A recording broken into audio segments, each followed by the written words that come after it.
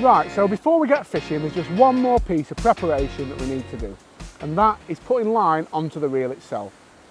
Now I mentioned that the Red Range float reel we've bought earlier comes supplied with 2 spools, and in this case they're both shallow spools because this reel is purpose designed for float fishing. On some reels though, you get a deep spool and a shallow spool.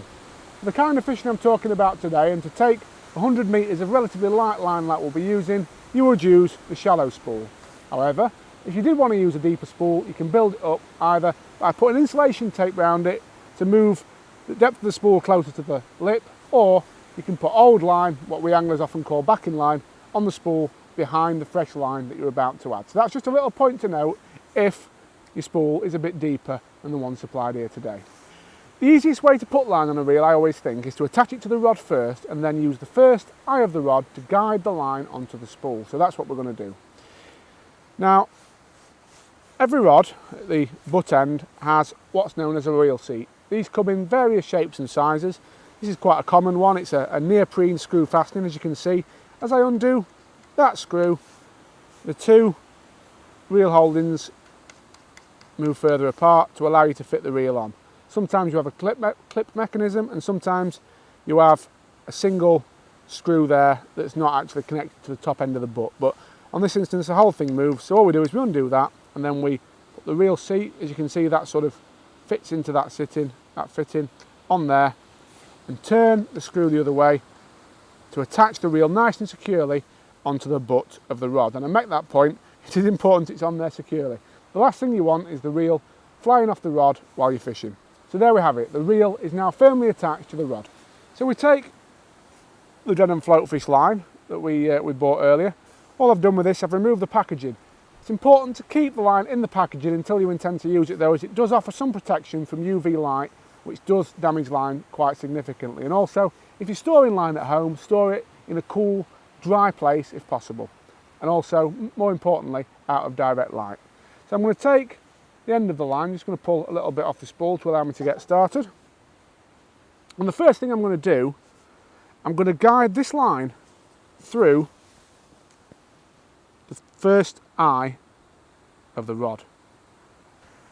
And this will just mean that when I'm winding the line onto the reel, it'll go on in a nice straight line, as obviously that eye will keep it beautifully lined up with the spool of the reel as it's spinning. So to attach the line onto the reel itself, all I'm going to do is remove the bail arm first and foremost. That just means this part of the reel here, this metal loop, that's called the bail arm. We'll lift that back, and then I'm going to tie a loop in the line.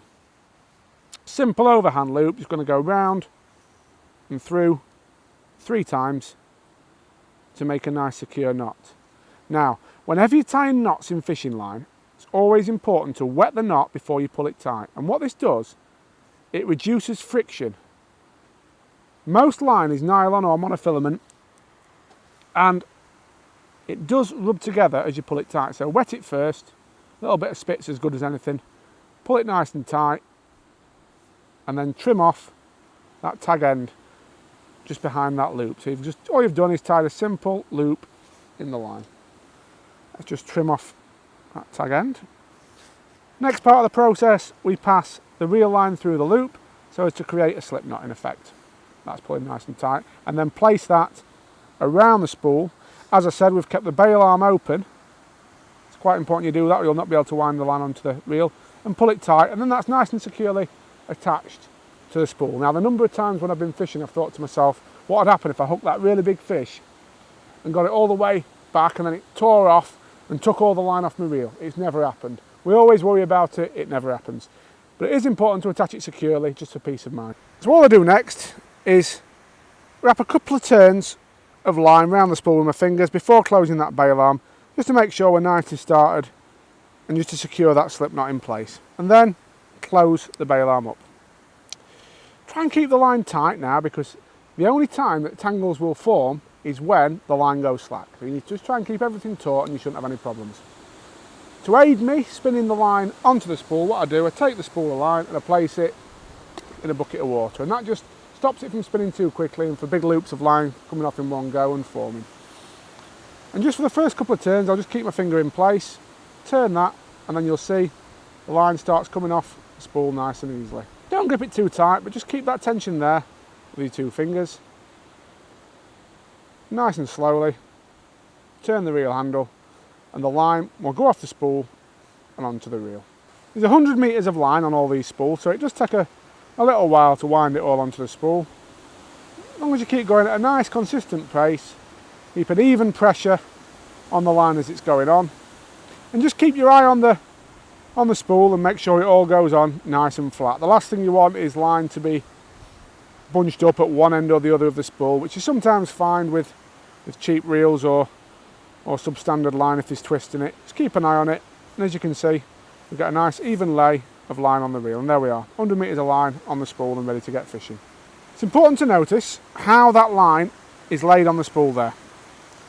As I said, this is a purpose-made reel for float fishing, so we're around about 2 mil between the very top of the line and the edge of the spool, which is the perfect distance to prevent line coming off the spool in an unwanted fashion and causing tangles. So I let go of that and it just sits there, it doesn't all spin off. By the same token, when I go to cast a waggler, as you'll see in a short while, it'll cast nice and easily because it's close to the lip of the reel and the line will fly off in a free fashion. So there you are, everything you need to get fishing. If you want to, you can put line on your reel in the fashion I've just shown you at home, but now we've got everything we need to get fishing. And in the next part of the series, I'll show you how to set the waggler up and go out and catch some fish.